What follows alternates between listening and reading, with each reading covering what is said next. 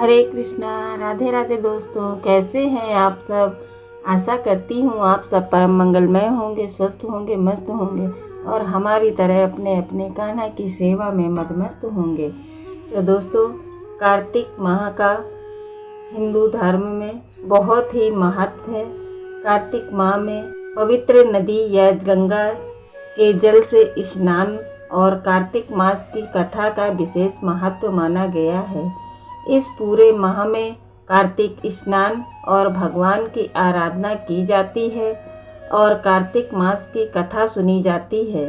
इससे सांसारिक पापों का नाश होता है और भगवान श्री हरि विष्णु की कृपा प्राप्त होती है।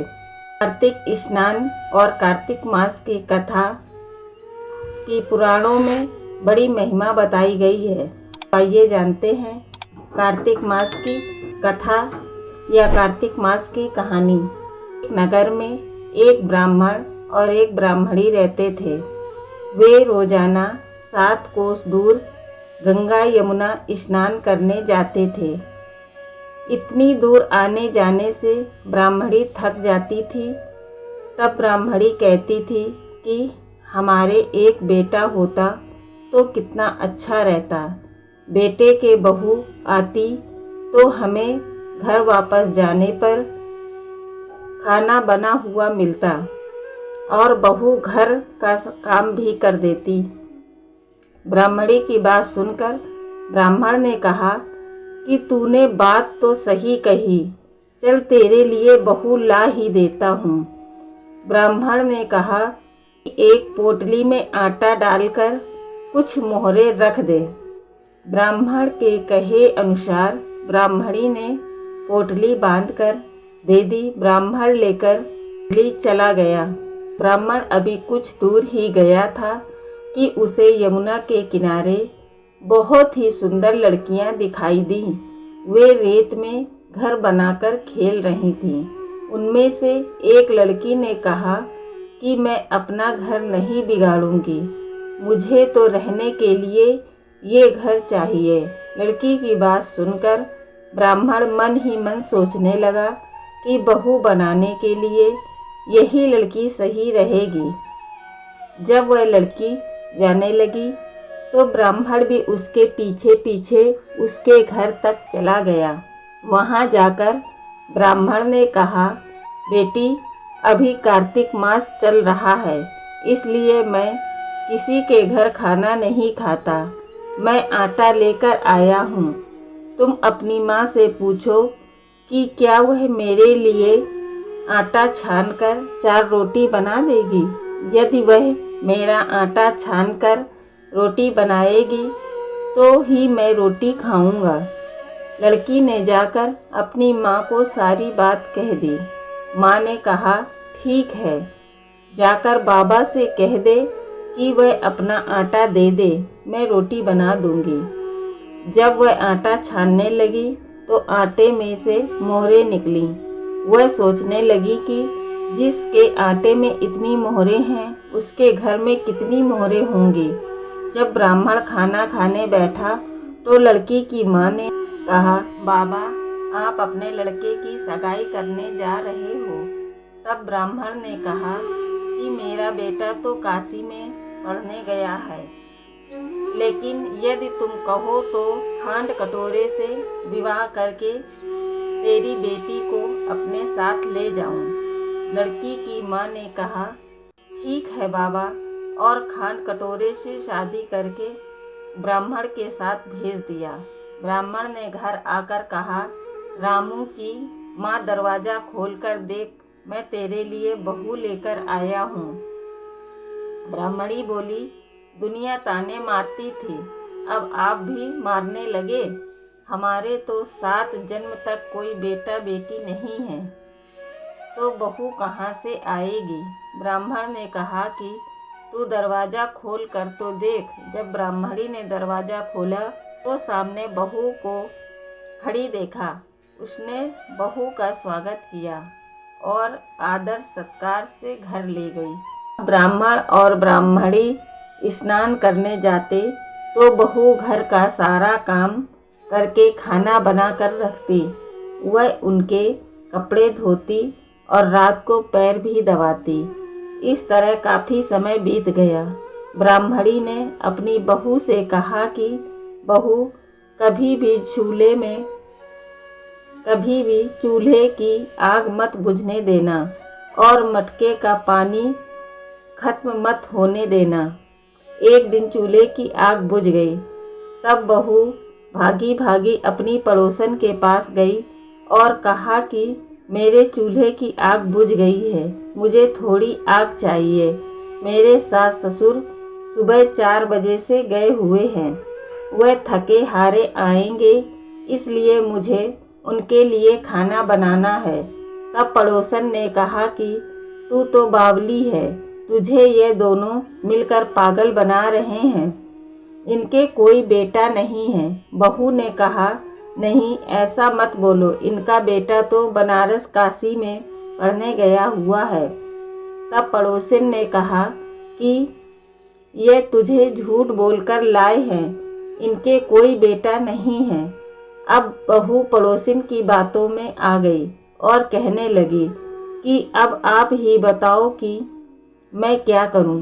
पड़ोसन ने कहा कि करना क्या है, जब तुम्हारे सास ससुर आएं तो जली फूकी रोटियां बना कर देना और बिना नमक की दाल बना कर देना। खीर की करछी दाल में और दाल की करछी खीर में डाल देना। वह पड़ोसन की सारी सीख लेकर घर आ गई। जब उसके सास ससुर घर आए तो उसने ना तो उनका आदर सत्कार किया और ना ही उनके कपड़े धोए। जब उसने सास ससुर को खाना दिया तो सास बोली, बहू आज यह रोटियां जली फूकी क्यों हैं और दाल भी अलूनी है। तब बहू ने पलटकर जवाब दिया कि एक दिन ऐसा खाना खा लोगे तो कुछ बिगड़ नहीं जाएगा तुम्हारा। सास ससुर को खरी खोटी सुनाकर वह फिर से पड़ोसन के पास गई और बोली कि अब आगे क्या करना है। पड़ोसन ने कहा कि अब तुम सातों कोठों की चाबी मांग लेना। अगले दिन जब भी स्नान के लिए जाने लगे तो बहू अड़ गई कि मुझे तो सातों कोठों की चाबी चाहिए। तब ससुर ने कहा कि इसे चाबी दे दो, आज नहीं तो कल इसे ही देनी है। तब सास ने बहू को चाबी दे दी। सास ससुर के जाने के बाद जब बहू ने दरवाजे खोले तो देखा कि किसी में अन्न भरा है, किसी में धन भरा है और किसी कोठे में बर्तन पड़े हैं। जब उसने सबसे ऊपर का 7वां कोठा खोला तो देखा कि शिव जी, पार्वती माता, श्री गणेश जी, माता लक्ष्मी जी, पीपल पथवारी, कार्तिक के ठाकुर, राई दामोदर, तुलसा जी का बिड़वा, गंगा यमुना व 33 कोटि देवी देवता विराजमान हैं। वहीं पर एक लड़का चंदन की चौकी पर बैठा माला जप रहा है। ये सब देखकर उसने लड़के से पूछा कि तू कौन है। तब लड़का बोला, मैं तेरा पति हूँ, अभी दरवाज़ा बंद कर दे, जब मेरे माता पिता आएंगे तब दरवाज़ा खोलना। यह सब देखकर बहू बहुत खुश हुई और 16 श्रृंगार कर सुंदर वस्त्र पहनकर अपने सास ससुर का इंतजार करने लगी। उसने अपने सास ससुर के लिए अच्छे अच्छे पकवान बनाए। उसके सास ससुर घर आए तो उसने उनका आदर सत्कार किया और प्रेम पूर्वक खाना खिलाया और पैर दबाने लगी। पैर दबाते दबाते बहू ने कहा कि माँ, आप इतनी दूर गंगा यमुना स्नान करने के लिए जाती हो तो आप थक जाती हो, इसलिए घर का ही स्नान किया क्यों नहीं करती हो। यह सुन सास कहने लगी कि बेटी, गंगा यमुना घर पर तो नहीं बहती।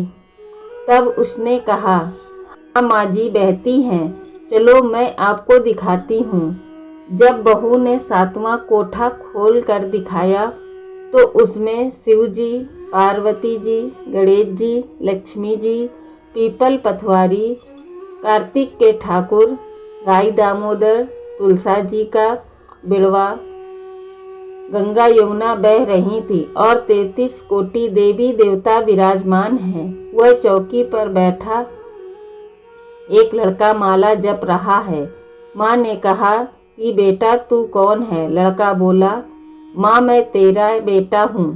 तब ब्राह्मणी ने पूछा कि तू कहाँ से आया है? लड़के ने जवाब दिया कि मुझे कार्तिक देवता ने भेजा है। बुढ़िया ने कहा कि बेटा यह दुनिया कैसे मानेगी कि तू मेरा बेटा है? बुढ़िया ने कुछ विद्वान पंडितों से मदद मांगी। पंडितों ने कहा कि इस पार बहू बेटा खड़ा हो जाए और उस पार बुढ़िया खड़ी हो जाए। बुढ़िया ने चमड़े की अंगिया पहनी हो और छाती में से दूध की धार निकलकर बेटे की दाढ़ी मूछ भीगे और पवन पानी से गड़ जोड़ा बंधे, तब माने कि बुढ़िया का ही बेटा है। उसने ऐसा ही किया। चमड़े की अंगिया फट गई और छाती से दूध की धार निकलकर बेटे की दाढ़ी मूछ भीग गई। पवन पानी से बहू बेटे का गठजोड़ बंध गया। यह सब देख ब्राह्मण और ब्राह्मणी की खुशी का ठिकाना ना रहा। हे कार्तिक के ठाकुर, जैसे ब्राह्मण ब्राह्मणी को बहू बेटा दिया वैसे सबको देना। कार्तिक मास की कथा कहने सुनने वालों पर सभी पर कृपा करना। तो दोस्तों, आशा करती हूँ आप लोगों को कार्तिक मास की कथा अच्छी लगी होगी। यदि अच्छी लगी है तो वीडियो को लाइक व शेयर करें। यदि चैनल पर नए हैं तो अपने चैनल लिटिल कान्हा वीगो को सब्सक्राइब करें। मिलते हैं अगली कथा में। तब तक के लिए राधे राधे, जय श्री कृष्णा, हरि बोल।